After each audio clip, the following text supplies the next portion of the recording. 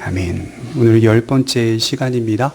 믿음의 특별함이라는 제목을 가지고 본문의 말씀을 좀 살펴보겠습니다.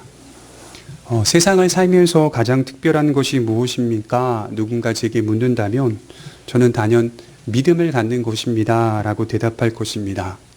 우리 모두는 교회를 다니고 세례를 받고 지속적으로 예배를 드립니다. 수년간 또는 수십 년 동안 우리는 기독교의 신앙과 형식 속에 그 가운데서 인생을 살아왔습니다. 그래서인지 우리는 우리가 가진 믿음에 대하여 매우 가볍게 생각하는 경향이 있습니다. 하지만 우리가 가진 믿음은 사실은 알고 보면 가장 특별한 것입니다. 가장 특별한 믿음을 가진 자로서 인생을 살고 있다는 사실을 깊이 있게 이해하지 못하게 되면 믿음이라고 하는 것을 가장 가볍고 쉬운 주제로 여기게 되고 그저 기독교 신앙의 형식과 그런 형태 속에 만족하게 될 것입니다. 또한 기독교 신앙의 본질로 만족하는 성도가 아니라 기독교 신앙 안에서 또 다른 엉뚱한 것을 사모하게 되는 것입니다. 그래서 요한복음 14장 1절 말씀이 시작하고 있는 것처럼 너희는 마음에 근심하지 말라 하나님을 믿으니 또 나를 믿으라 라고 하는 것이 기독교 신앙의 가장 큰 감사의 제목이요 본질이 되어야 하는 겁니다. 그래서 우리의 신앙은 항상 제자리를 찾을 필요성이 있는 것이죠. 예를 들자면 드라마틱한 세상적 성공을 꿈꾼다거나 어떤 신앙의 특별한 체험이나 경험에 유독 매달린다거나 정작 우리가 가진 믿음이 가장 특별하고 가장 복된 것임에도 불구하고 우리는 그것을 잘 묵상하지 않죠. 성령이 내 안에, 내가 성령 안에, 예수 그리스도께서 내 안에, 내가 예수 그리스도 안에, 하나님이 내 안에, 내가 하나님 안에 거하고 있다는 사실, 그리하여 하나님께서 우리에게 보존하시고 또 우리에게 은혜를 베푸시고 또 우리에게 계속하여 스승으로서 지도하신다는 그 사실에 만족하고 감사하기보다 자꾸 엉뚱한 곳에 감사하려고 애를 쓰고 자꾸 엉뚱한 곳에 집착하려는 경향이 있다는 것이죠. 이것이 우리가 가진 연약하고 부족한 믿음의 현 주소입니다. 여러분, 나는 안 그렇겠지 생각하시겠지만 그렇지 않습니다. 목사도 말씀은 표면적으로 그렇지 않은 신앙생활을 하고 있는 것처럼 말하지만 때때로 목사도 뒤를 돌아보면 삶 가운데 말씀은 이렇게 전해놓고서 나도 모르는 사이에 세상과 동일한 자세와 태도를 취할 때가 한두 번이 아닙니다. 그 생각들을 망각할 때가 한두 번이 아니에요. 그러나 성령이 내 안에 계시기 때문에 다시 깨닫게 하셔서 하나님을 믿으라 또 나를 믿으라로 인도하고 계신다는 것이죠. 거기서 감사가 나오게 되는 겁니다. 여러분, 파라클레토스라는 단어의 뜻이 뭡니까? 어리석고 연약한 우리들을 하나님께서 보호하시고 은혜 주시고 지키시고 인도하신다는 거 아닙니까? 연약한 믿음이라고 하는 것을 성령이 이미 그 토대 속에 가지고 있다는 겁니다. 우리가 죄인이라는 사실을 성령이 이미 알고 계신다는 겁니다. 우리가 부족하다는 사실을, 날마다 넘어지고 쓰러진다는 사실을 성령이 알고 계신다는 겁니다. 바울이 그랬죠. 은혜를 깊이 알기 위해 죄에 거하겠느냐? 그럴 수 없느니라. 이렇게 바울이 이야기한다고 해서 죄에 거하지 않으려고 애를 쓴다고 해서 죄에 거하지 않느냐? 그렇지 않다는 겁니다. 우리는 날마다 우리의 실패와 무능과 연약함을 경험하게 되어 있습니다. 그러나 놀랍게도 하나님은 믿는 자를 인도하시며 바로 그 점, 하나님을 믿고 그리스도 안에 산다는 바로 그 점을 강조하십니다. 믿음, 우리가 가진 믿음이 얼마나 중요하고 얼마나 특별한 것인지를 깨닫게 하시며 인도하십니다. 우리의 기도를 응답하시고 신앙의 어떤 경험을 하게 하시면서도 그것으로 인해 만족하기보다 내가 예수님을 기대며 산다는 것, 하나님이 우리의 아버지가 되신다는 사실, 그 관계 속에서 만족하게 되는 겁니다. 저와 여러분들이 아무리 큰 물질을 벌어도, 아무리 큰 명예를 가져도, 큰 권세를 휘둘러도 그것 자체가 감사의 본질이 될 수는 없습니다. 하나님이 저에게 주신 것에 대한 감사가 우러나오기는 하지만 그 감사의 본질을 자세히 뜯어보면 그 감사의 본질은 하나님이 나의 아버지가 되신다는 것이요, 죽을 수밖에 없는 나를 구원하신 예수 그리스도의 보혈에 대한 감사로 제자리를 찾게 되어 있습니다. 오직 예수 그리스도를 믿는 믿음만으로 우리의 삶이 특별하다는 것을 깨닫게 됩니다. 무엇을 가지거나 무엇을 얻거나 무엇을 빼앗김을 통하여 우리 삶이 확인되거나 우리 존재가 확인되는 게 아니라 오직 하나님과 그의 아들 예수 그리스도를 믿는 믿음을 통하여 내 존재나 내 삶이 보여지고 거기서 진정한 감사와 찬송이 흘러나와서 내가 가진 믿음이 얼마나 복된 것인지, 그리고 내가 가진 믿음이 얼마나 특별한 것인지를 발견하게 되는 것이죠. 우리 주님께서 때가 되어 모든 일을 이루실 것을 말씀하시고 아버지께로 가게 될 것을 말씀하시자 예수님의 수제자 베드로는 요한복음 13장 37절에 주여 주를 위하여 목숨을 버리겠나이다 라고 결단하며 그 결심을 주님께 고백합니다. 그러자 예수님은 베드로에게 내가 닭 울기 전에 3번 나를 부인하리라 라고 대답하고 계십니다. 이것은 주님이 무언가 베드로를 향하여 지적하고 계시는 겁니다. 가르치고 계시는 겁니다. 믿음이란 인간의 각오와 결심만으로 이루어지지 않으며 그 각오와 결심이 얼마나 연약한 것이고 얼마나 무능한 것인지를 너는 매일 경험하고 보게 될 것이다 라고 말씀을 하는 겁니다. 여러분, 우리의 연약함과 한계는 도대체 어느 정도일까요? 계산기를 두드려 볼까요? 도대체 우리의 연약함과 한계와 무능은 어느 정도일까요? 주님의 말씀을 깊이 들여다보니까 죽을 결심과 각오로도 우리의 연약함과 무능 그리고 한계는 극복할 수 없는 문제입니다. 여러분들이 목숨을 바쳐서라도 연약함과 우리의 한계와 무능을 극복할 것 같잖아요. 그렇지 않습니다. 우리의 무능과 연약함은 죽을 각오로 덤벼들어도 극복할 수 없는 문제라는 사실을 예수님이 지금 베드로에게 지적하고 계시는 겁니다. 쉽게 말해 이것은 사람으로서는 우리의 연약함과 한계를 도저히 극복할 수 없다는 것입니다. 이런 말씀을 듣는 제자들 입장에서는 사실 얼마나 서운했을까요? 사실 얼마나 위축됐을까요? 그래도 우리 12명은 3년이 넘는 시간 동안 가족까지 버리고 주님을 따랐는데 주님이 마지막에 십자가에 달리시기 전에 마지막에 하시는 말씀이 너희의 모습이나 바리새인의 모습이나 크게 다를 바가 없다는 말씀이었어요. 너희나 바리새인이나 믿지 않는 불신자 유대인이나 크게 다를 바가 없다는 말씀인 겁니다. 그래서 주님은 이런 말씀을 하신 겁니다. 우리 요한복음 13장 33절을 보겠습니다. 요한복음 13장 33절입니다.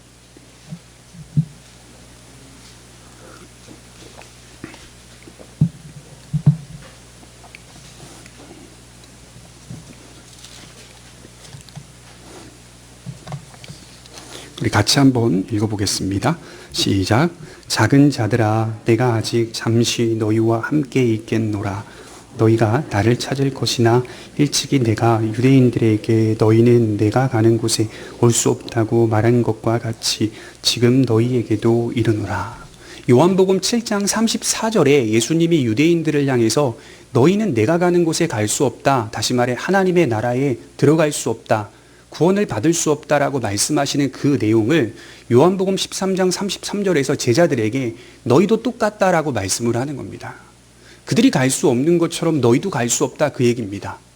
하나님의 나라에 3년 반이라는 시간 동안 그렇게 제자들이 주님을 따랐는데도 불구하고 그들이 들었던 대답은 너희도 마찬가지로 불신 유대인들과 같이 너희의 힘이나 너희의 죽을 각오나 너희의 죽을 결심으로 하나님의 나라에 들어갈 수 없다. 나는 이 사실을 너희에게 가르친다 라고 말씀을 하는 겁니다. 예수님을 따랐던 제자들도 근본적으로는 연약하고 무능하며 한계가 있기 때문에 주님을 따라올 수 없다는 말씀일 겁니다. 조금 더 강력하게 말하자면 너희나 바리새인이나 근본적으로는 다를 바 없다는 말이겠죠. 여러분 사실 제자들의 모습을 자세히 뜯어보십시오. 각오와 결심은 대단한 것처럼 보이는 장면들이 많은데 그러나 주님을 따르는 과정 속에서 그들이 얼마나 많은 실수를 범했는지 우리는 잘 알고 있습니다. 그들은 때론 누군가의 헌신을 못마땅하게 여겼습니다. 주님을 위하여 옥합을 깨뜨린 그 마리아의 헌신을 못마땅하게 여겼습니다. 그들은 서로 시기하고 질투하며 다퉜습니다. 그들은 높아지려 하였습니다. 그들은 누군가 주님을 사모할 때 귀찮으니 밀어내기도 하였습니다. 그들은 귀찮은 것이 싫었던 사람들이었습니다. 그들은 국률의 마음이 무엇인지를 잘 몰랐습니다. 그저 자신이 따르는 예수님에 대하여 자신을 나타내는 자랑의 도구로 삼았을 수도 있는 것입니다. 우리가 다 비슷하죠. 인생을 살아오면서. 그래도 굉장히 유명하고 유능한 사람이 내 곁에 있으면 나는 이 사람 알고 있어. 너 이 사람 알아? 나는 이 사람한테 배웠어. 너는 이 사람한테 배운 적 있어? 나는 이 사람의 제자야. 나는 이런 대학에 나왔어. 이런 교수한테 배웠어. 라고 하는 우리도 우리 인생 속에 갖고 있는 세상적 가치가 있었겠죠. 제자들도 마찬가지입니다. 예수님을 따라다녔지만 그들의 사고방식과 생각 속에서는 너희들 이분을 아냐?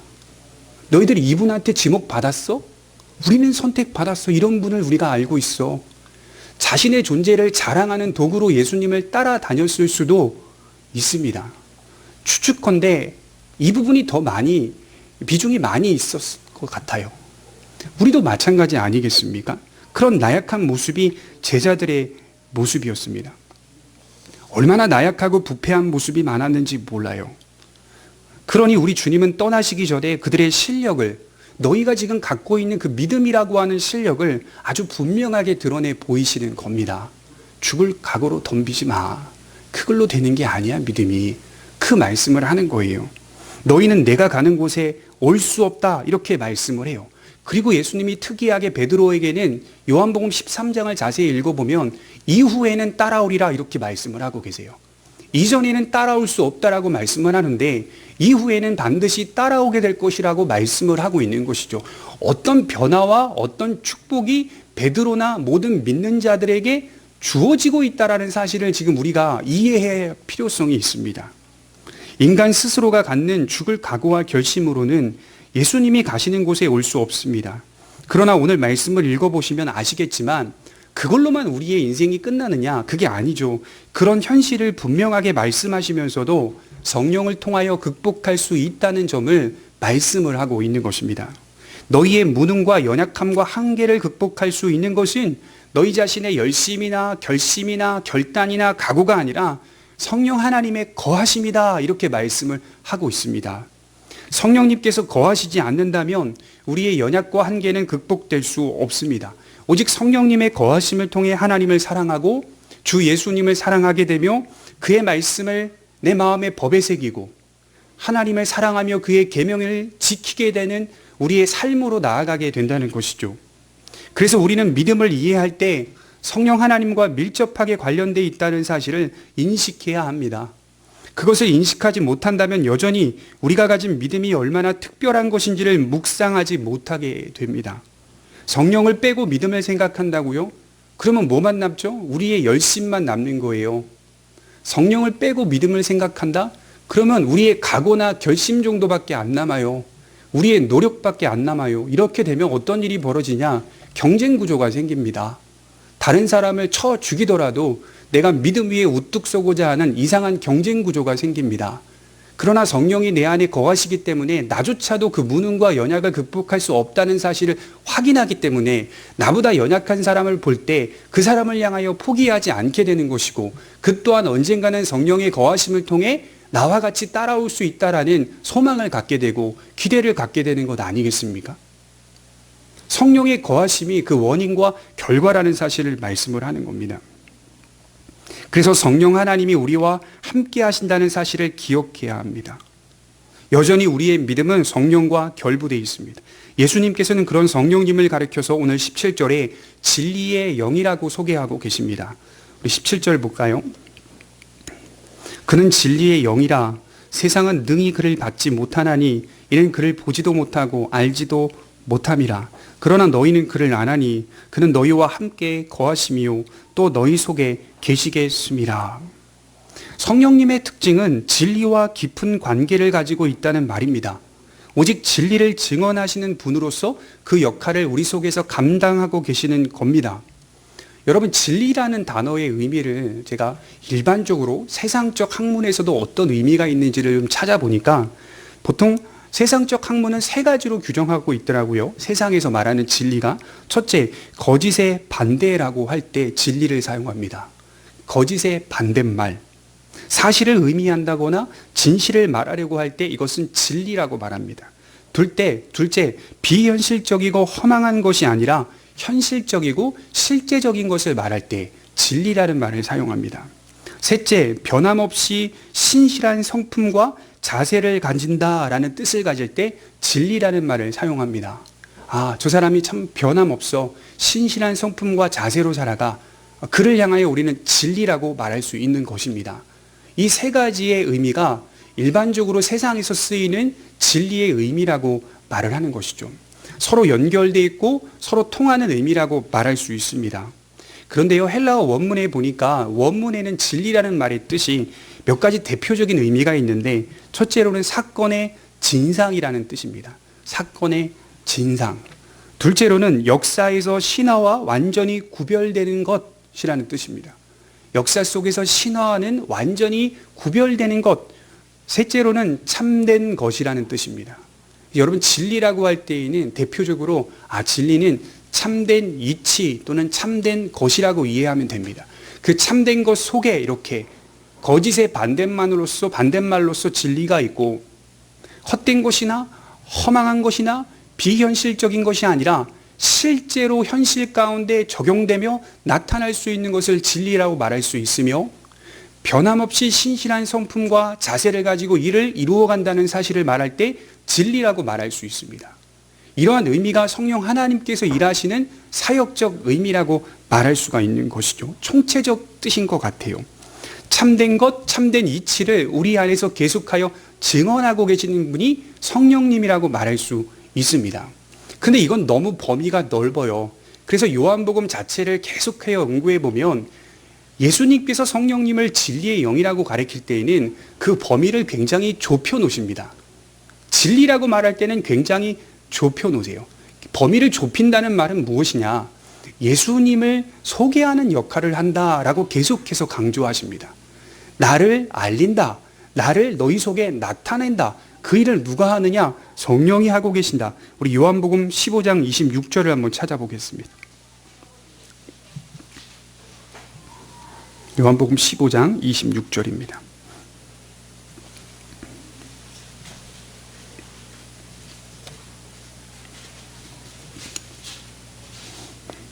같이 한번 읽어보겠습니다. 시작.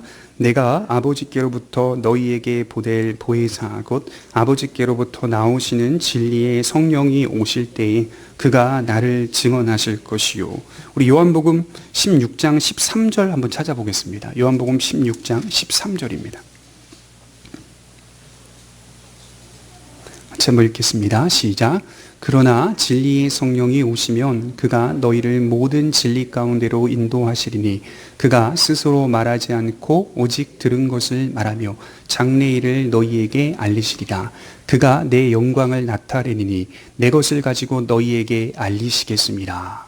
성령이 가르치시는 진리가 예수님에 관한 것이라는 뜻입니다. 한마디로 말하면 예수님을 소개하고 예수님을 증언하는데 더욱 그리스도의 것을 가지고 알리신다고 말합니다. 이 말의 뜻은 그리스도에게서 들은 것을 통해서 우리 속에 말해주겠다라는 뜻입니다. 예수님께 들은 것을 통해 날마다 우리 속에 말씀하시면서 누구를 나타내신다고요? 예수 그리스도를 나타내시겠다, 이렇게 말씀을 하고 있는 것입니다.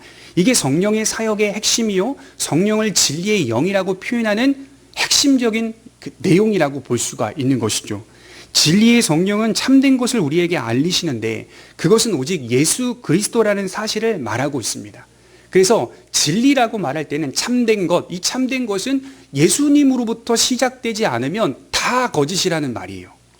예수 그리스도로부터 시작되어야 온 우주 만물의 시작과 끝을 볼 수 있는 사람이 된다는 뜻입니다.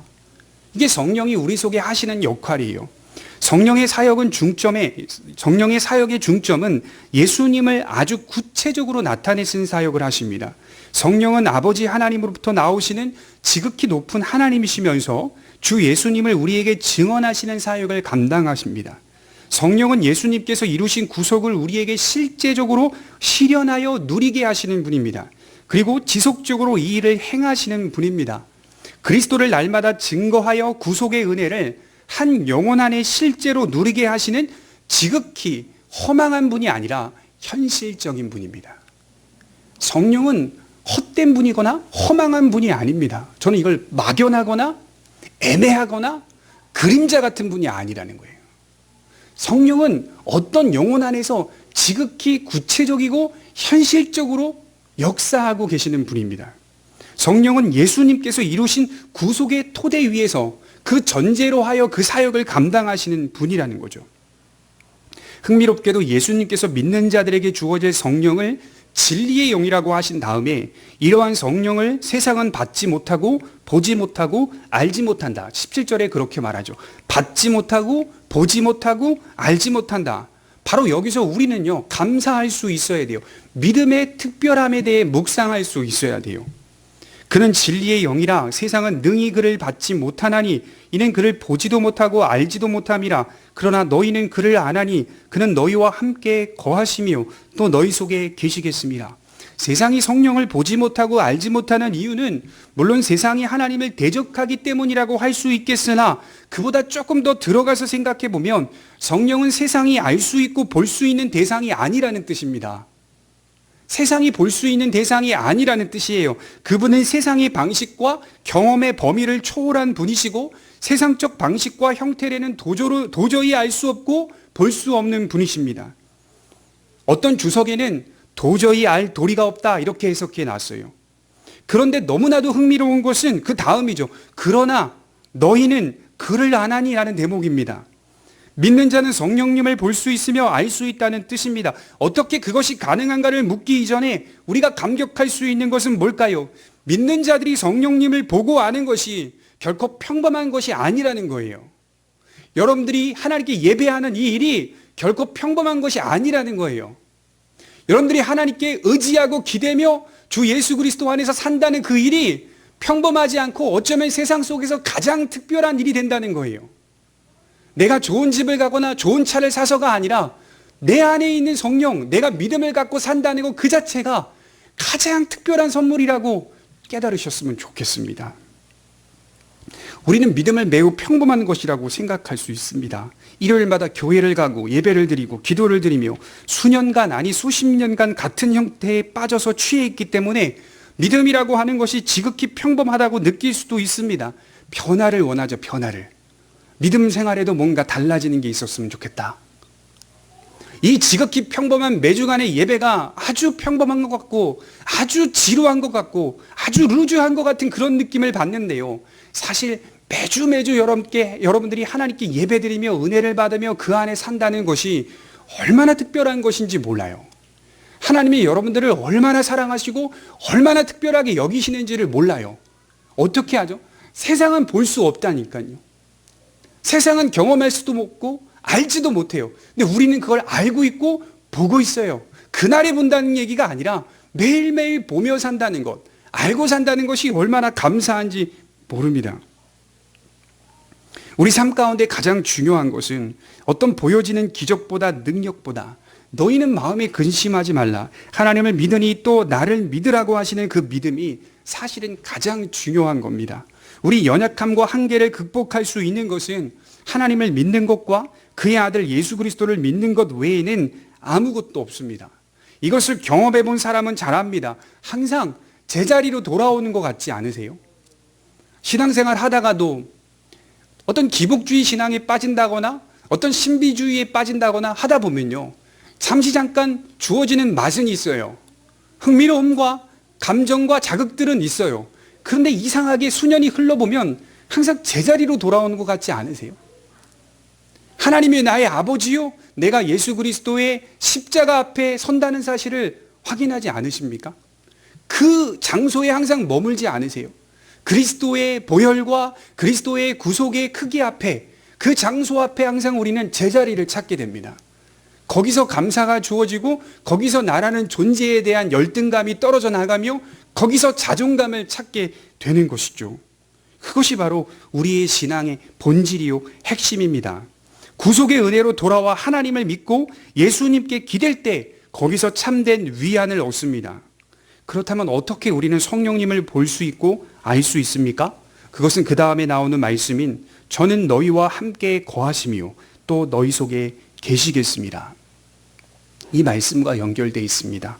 우리가 볼 수 있고 알 수 있는 것은 우리 속에 성령이 거하시는 일과 밀접한 관계가 있다는 말일 것입니다. 반대로 성령이 우리 속에 거하지 않으시면 알 길이 없습니다. 이것은 다른 말로 세상이 아는 방식과 보는 방식과는 다른 방식으로 성령님을 보고 안다는 뜻입니다. 성령님을 아는 것은 세상의 방식으로는 불가능합니다. 여러분, 세상적 방식이라고 한다면 어떤 게 있겠습니까? 대표적으로 눈으로 보고 또 듣고 만지는 것을 의미하겠죠. 그러나 성령은 그런 방식으로는 만날 수가 없어요. 그런 방식으로는 알 수가 없어요.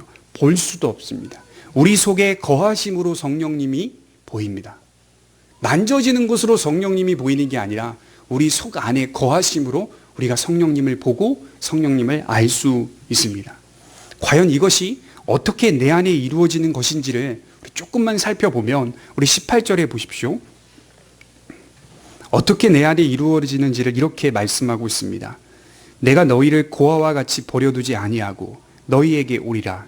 조금 있으면 세상은 다시 나를 보지 못할 것이로되 너희는 나를 보리니 이는 내가 살아있고 너희도 살아있겠음이라. 우리 주님은 자신이 떠나실 것을 말씀하면서 동시에 너희를 고아와 같이 버려두지 아니하고 너희에게 오리라고 약속하고 계십니다. 우선 우리를 고아와 같이 세상에 버려두지 않겠다고 하시는 겁니다. 조금 신비스럽죠. 너무나도 신비스러운 건 그분은 지금 떠나실 것을 말씀하시면서 버려두지 아니하고 여전히 너희를 찾아오겠다고 선언하고 계십니다. 나는 떠난다 이 말씀을 하셨는데요. 조금 지나니까 아니다. 내가 너희를 세상의 고아와 같이 버려두지 않겠다라고 하시면서 여전히 너희에게 찾아오겠다고 선언하고 계십니다. 솔직히 우리의 이성이나 이해로는 잘 이해가 되지 않습니다. 여러분, 누군가 우리 곁을 떠나면 이 자리는 비어 있어야 맞습니다. 학문적인 용어로는 부재라고 하지요.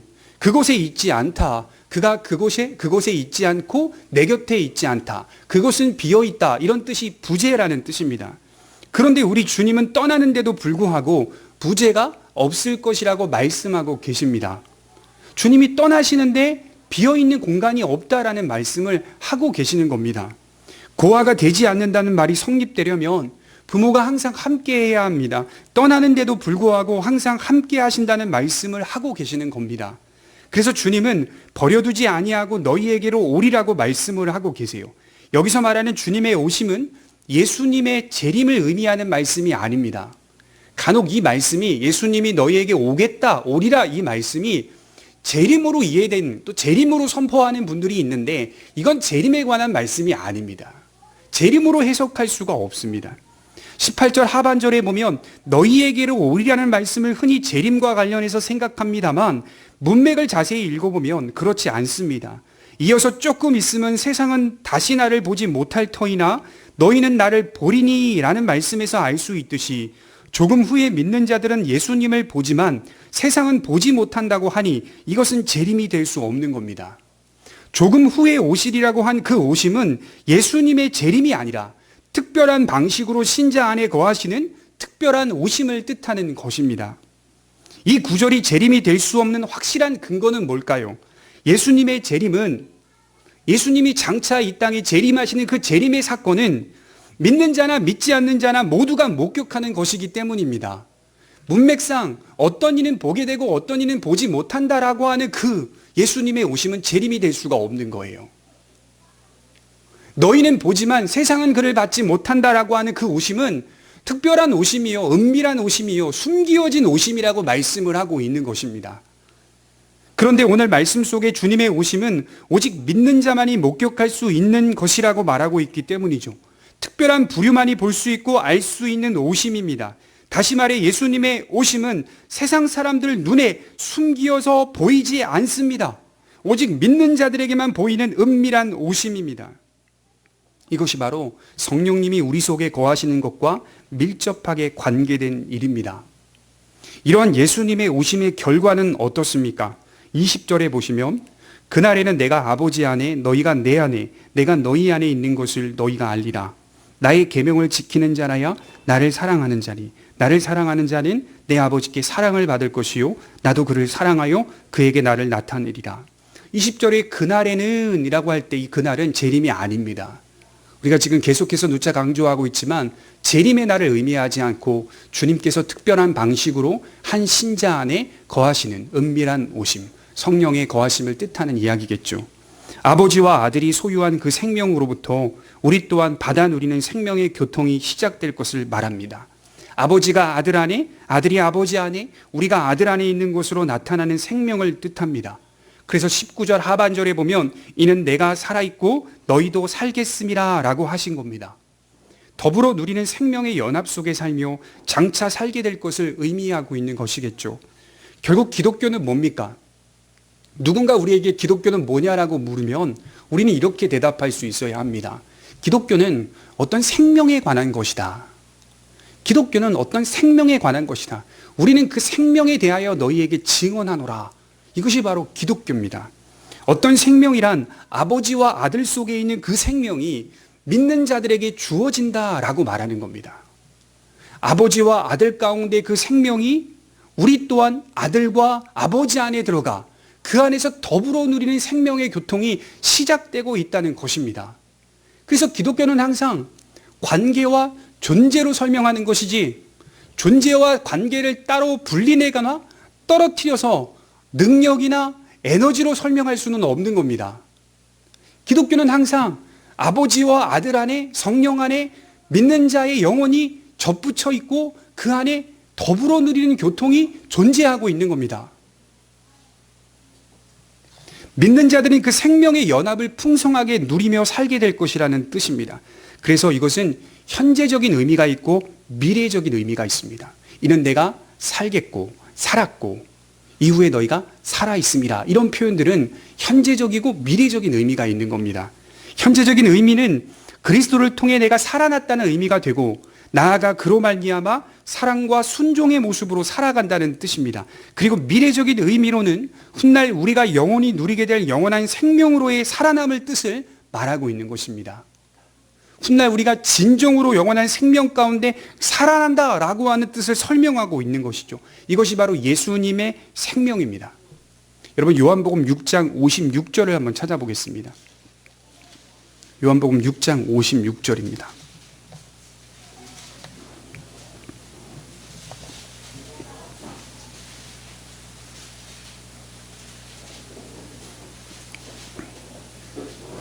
우리 56절, 57절 같이 한번 읽겠습니다. 시작. 내 살을 먹고 내 피를 마시는 자는 내 안에 거하고 나도 그의 안에 거하나니 살아계신 아버지께서 나를 보내심에 내가 아버지로 말미암아 사는 것 같이 그 사람도 나로 말미암아 살리라. 딱 단번에 읽어보니까 어떤 느낌인지 아시죠? 약간 성찬에 관련된 말씀인 것 같기도 하잖아요. 근데 이 말씀의 배경은 예수님께서 오병이어의 사건을 보이신 이후에 나타나는 말씀인 겁니다.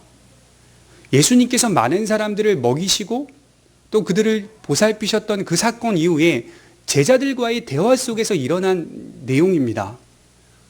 너희는 나를 어떻게 생각하느냐? 이 질문인 거예요. 나는 생명의 떡이다. 이렇게 말씀을 하는 겁니다. 예수님을 먹는 것으로 표현하고 있어요. 주님을 먹으라 이렇게 표현하고 있어요. 이것이 바로 너희가 내 안에, 내가 너희 안에, 내가 아버지 안에, 아버지가 내 안에 거하심이라 그 말의 뜻입니다. 그리고 그 말이 무엇과 연결이 되어 있습니까? 살리라, 살리라. 죽었던 우리들이 산다. 어떻게 살 수 있냐? 주님을 먹음으로 살 수 있다. 주님 안에 거함으로 살 수 있다라고 하는 사실을 아주 분명하게 선언하는 말씀인 거죠. 주님을 먹는 자, 이것은 주님을 믿는 자를 뜻하는 겁니다. 성찬의 의미까지 포함하고 있죠. 우린 다 주님으로 말미암아 살게 됩니다. 서로 깊이 연합하여 하나 된 관계 속에서 누리는 생명을 뜻하죠. 이러한 생명의 교통의 목적은 하나님을 실제로 보고 예수님을 실제로 알게 되는 것으로 나아갑니다. 아버지와 아들과 신자가 서로 사랑 안에서 함께 누리는 그 교통이 우리 안에 형성됩니다. 이것을 신자는 보고 알고 있다는 뜻입니다. 여러분, 이 알미라는 것은요, 상당히 깊어요, 내용이. 이 지식은 단순히 정보를 얻는 정도를 말하는 게 아니라 이것은 살아 숨쉬는 생생한 알미라는 거예요. 여러분들 속에 살아 숨쉬는 생생한 알미 들어가 있는 겁니다. 신비로우면서도 아주 생생하고 구체적이며 현실적인 알미, 여러분들의 영혼 속에 교통이 이루어지고 있는 것입니다. 그래서 저와 여러분들이 가진 그 믿음이 그저 막연하고 희미하다고 말할 수 없는 이유가 나에게는 믿음이 지극히 현실적이고 구체적이기 때문입니다. 우리가 예수님을 믿고 살아가면 믿지 않는 사람들은 미친 사람처럼 보는 거예요. 왜 미친 사람처럼 보는지 아십니까? 첫째, 너무 구체적이기 때문입니다. 구체적으로 안 믿으면요, 우리 미친 사람으로 안 봐요. 근데 우리가 너무 구체적으로 하나님을 믿고 구체적으로 하나님께 순종하고 구체적으로 봉사하니까 믿지 않는 사람들이 저 광신자다, 미쳤다라고 말하는 거예요. 만일 여러분 우리 다 그럼 구체적으로 믿지 맙시다라고 하면 그냥 술에 물 탄 듯 되는 거예요. 그러면 그건 현실적이지 않은 것처럼 되는 거예요. 야, 다음 주에 우리 또 캠핑 가고 다음 주에 또 우리 어디 무슨 모임 가고 다음 주에 뭐 하니까 예배 드리지 말자. 그럼 또 다시 또 좀 여유 있을 때 예배 드리고 또 여유가 안 생기면 예배 드리지 말자. 다 이렇게 신앙생활을 하면서 우리 좀 편안하게 해보자고요. 그러면 그 신앙은요, 현실적이거나 구체적이라고 말을 안 한다니까요. 그건 그냥 너의 마음에 위안을 찾고자 하는 추상적인 거나 초월적인 것에 불과해 이렇게 말합니다. 그런데 자꾸 부딪히거나 충돌이 생기거나 긴장이 고조돼요. 안 믿는 사람과. 그건 내 신앙이 내 안에 특별한 방식으로 오시는 그 은밀한 은혜가, 교통하는 그 은혜가 지극히 생생하고 현실적이기 때문에 나는 그렇게 살 수 없다라고 말하는 겁니다. 이것이 오히려 네가 사는 방식보다 더 구체적이다라고 말하는 거예요. 너는 잠시 흘러가는 세월의 삶을 살 뿐이지만 내 영원한 거처는 하늘 아버지에게 있으며 하나님의 나라에서 내가 거할 그 성과 내가 거할 그 도시가 예비되어 있다. 영원한 생명이 내 안에 있다. 어떻게 하냐? 나는 그를 먹었기 때문이다. 이렇게 말할 수 있는 것이죠. 내가 그 안에 있기 때문이다. 또는 성령이 내 안에 거하시기 때문이다. 라고 하는 것입니다. 너무 구체적이죠. 생생하죠. 현실적이기 때문에 우리를 미쳤다고 말하는 겁니다.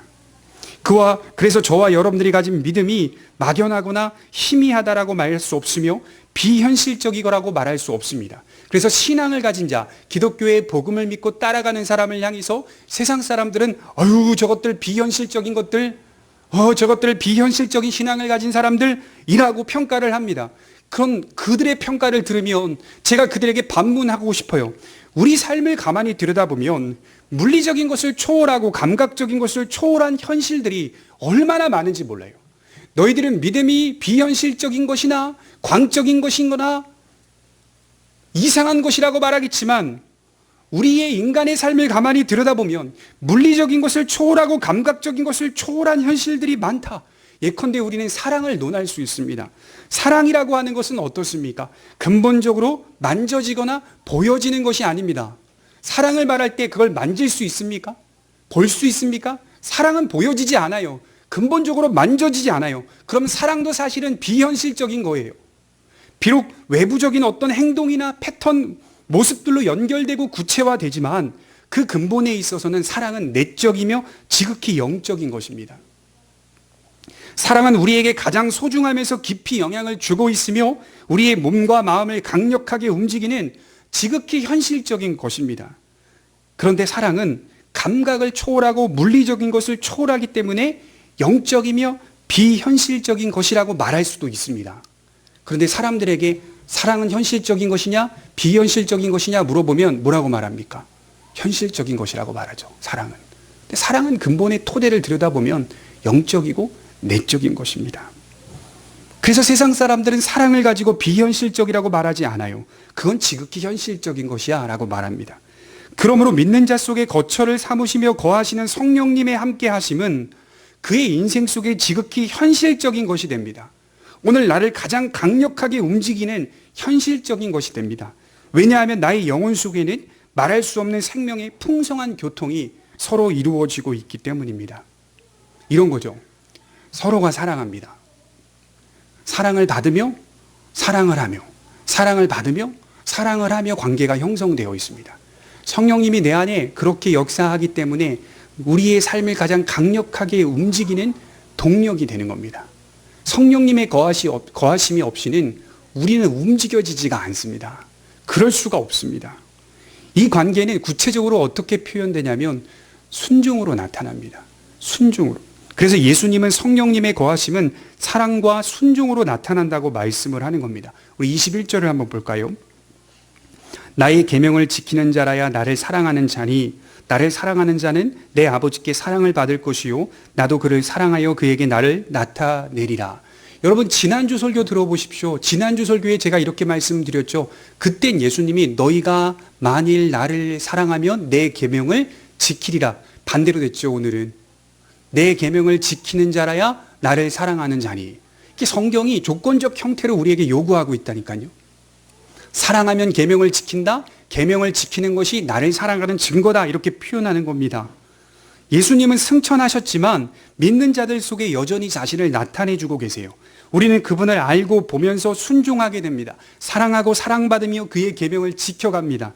이런 방식과 형태로 생명을 누리는 교통이 우리 안에서 매일 일어나고 있는 겁니다. 여기서 우리가 놓쳐서는 안 되는 것이 이러한 바탕에는 바로 성령님의 사역이 아주 밀접하게 연결되어 있다는 거예요. 우리가 예수님을 보죠. 주님 주님 거리면서 기대며 의지하며 살죠. 이 바탕에는 항상 성령의 일하심이 우리 안에 존재하고 있어요. 성경 속에서 성령님을 직접적으로 언급하지 않더라도 한 성도 안에서 일어나는 고민과 갈등, 그로 인하여 성숙해가며 성화돼가는 모습들은 다 이러한 것들은 그 사람의 의지와 노력들로 인한 것이라고 말할 수도 있겠으나 그 바탕 속에는 그를 일으켜 세우고 그를 붙드시며 그를 인도해 가시는 성령님의 거주하심이 존재한다는 사실을 말씀을 드리는 거예요.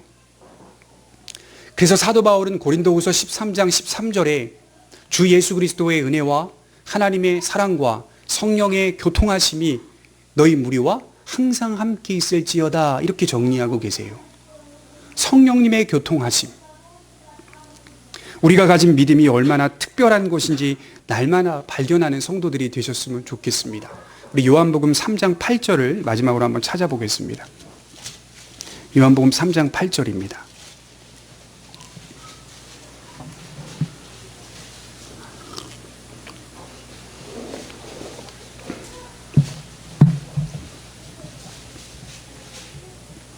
예수님과 니고데모와의 대화입니다.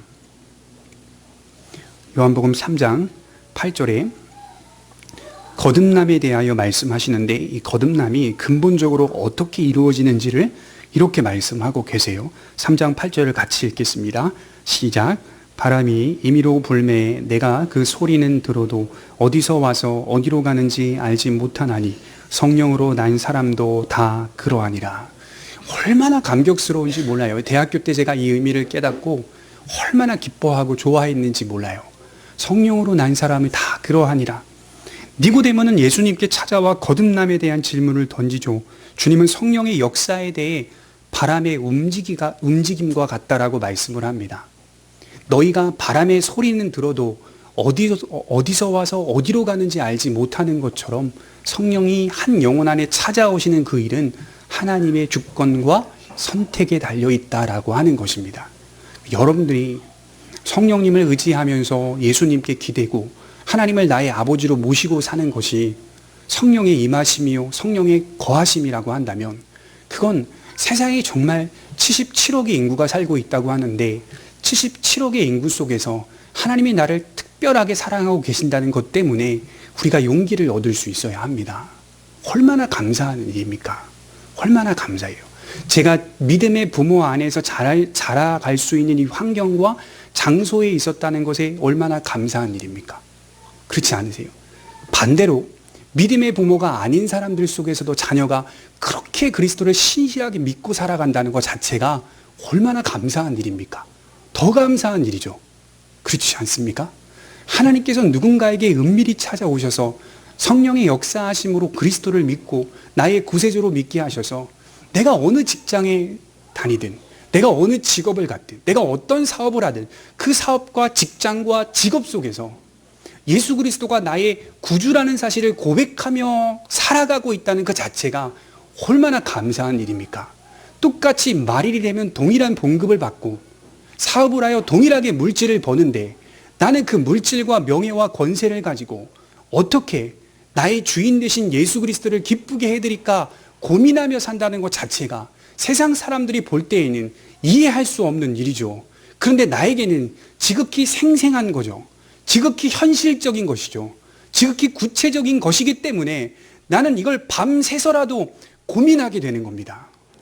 한 번밖에 없는 인생인데 불구하고 어떤 이는 대학원을 졸업하고 나서 그렇게 부모가 모든 것을 다 투자하여서 과외시키고 모든 걸 다해서 좋은 대학에 입학해서 좋은 대학을 나왔는데 부모를 찾아와 한다는 소리가 우간다에 선교사로 가겠습니다 라고 말을 들을 때 얼마나 청천벽력 같은 말입니까? 그렇지 않겠어요? 이제 좀 다 키워나서 물질을 벌어서 나 좀 호강시켜주겠구나 고민하고 기대했던 부모의 그 심정 앞에 무너지는 그 심정의 메시지를 들었을 때, 정말 그가 그렇게 말한 후에 우리 대학원 신대원에 들어와 졸업한 후에 정말 나가버려요. 정말 나가버려요. 부모는 계속 에이 거짓말이겠지, 저도 거짓말. 웬걸 자기가 돈 벌어서 대학원에 입학한 다음에 입학 끝나고 졸업한 다음에 바로 떠나버리는 거예요. 그냥 부모를 내팽개치고 떠나버리는 거예요. 그리고 거기 가서 카톡이나 하고 있어요. 부모님에게 잘 지내시죠? 사진 보내요. 조랑말, 코끼리, 뱀 한 마리가 방에 들어왔습니다. 막 이런 거 보내요. 부모 얼마나 실망스럽겠어요. 안 믿는 부모는. 근데 자기의 인생을, 자기의 평생의 삶을 거기에 바치면서 나아간다는 것 자체가, 그 사람과 함께 기도 제목을 나누고 어떻게 사역을 해 가기를 원하십니까? 라고 물었을 때 그 사람은 너무 생생한 거예요. 자기의 인생이 너무 구체적인 거예요. 뜬구름 잡는 이야기가 아니라 너무 세밀한 거예요. 인생 속이. 그런 모습들을 볼 때 성령이 거주하지 않으시면 그게 어떻게 가능하겠습니까? 아까운 인생이지 않겠습니까? 그 안에서 바람이 임의로 불매 어디로 와서 어디로 가는지 알 수 없는 것처럼 성령으로 난 사람은 다 그러하니라. 성령으로 나서 성령과 함께 거주하는 사람들은 이러한 고민을 갖고 삽니다. 여러분 오해하지 않으셨으면 좋겠어요. 우린 다 선교사로 가는 게 아닙니다. 하나님의 특별한 임하심과 특별한 사명이 있는 사람만이 그런 일들을 할 수가 있는 것이고, 일반적으로 우리는 다 초대교회 성도들처럼 우리의 지경과 상황 속에서 어떻게 하면 성령의 인도하심을 따라 기쁨의 뜻을 가지고 살아갈 수 있는지, 이걸 고민하며 사는 것이겠죠. 하나님의 영광을 위하여 산다는 것이 우리의 제일 큰 목적이 된다는 건 그 영광 자체가 어떤 크기 때문이 아니라, 영광 자체가 대단하기 때문이 아니라, 저는 그래요. 그런 마음을 가질 수 있다는 것 자체가 얼마나 감사한 일인지, 그것이 얼마나 큰 일인지, 그것이 얼마나 특별한 일인지, 그리고 나에게는 임하시는데 세상 사람들에게는 보이지 않으신다는 것, 숨겨져 있다는 그 사실이 얼마나 감사하고 복된 것인지, 그래서 저와 여러분들이 갖고 있는 그 믿음이 특별하다는 사실을 묵상하셨으면 좋겠습니다. 기도하겠습니다.